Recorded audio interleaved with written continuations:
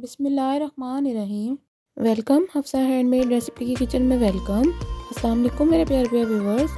आज मैं आपके लिए कान दर्द के हवाले से ज़बरदस्त रेमेडी लेकर आई हूँ। अगर आप चैनल पर नए हैं तो चैनल को सब्सक्राइब कर दें, बेल बटन प्रेस कर दें। चलिए स्टार्ट करते हैं।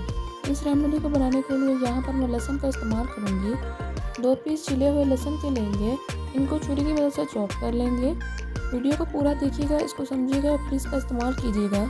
चॉप हो जाने के बाद अब इसको एक साइड पर रख लेंगे। पैन में 3 टेबलस्पून जैतून का तेल डालेंगे।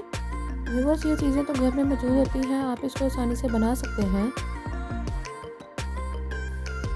जैतून का तेल डालने के बाद जो हमने चॉप किया हुआ लहसुन है वो इसमें डालेंगे।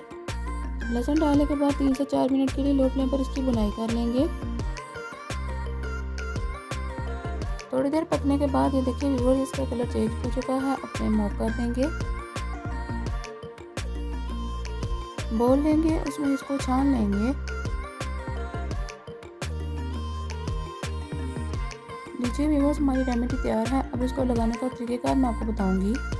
छोटा सा कॉटन का पीस लेंगे, इसको हाथों की मदद से रोल कर लेंगे जैसा कि आप वीडियो में देख रहे हैं। रोल हो जाने के बाद अब इसको तैयार किए हुए तेल में डिप करेंगे। डिप हो जाने के बाद इस कॉटन को कान के अंदर रख लें। इंशाल्लाह एक ही रात में आपको आराम मिल जाएगा। मैं उम्मीद करती हूँ आपको ये रेमेडी पसंद आई होगी। जिसने अभी तक मेरे चैनल को सब्सक्राइब नहीं किया इसको सब्सक्राइब कर दें, बेल बटन प्रेस कर दें। दुआ में याद रखिएगा। मिलते हैं इंशाल्लाह अगली वीडियो में। अल्लाह हाफिज़।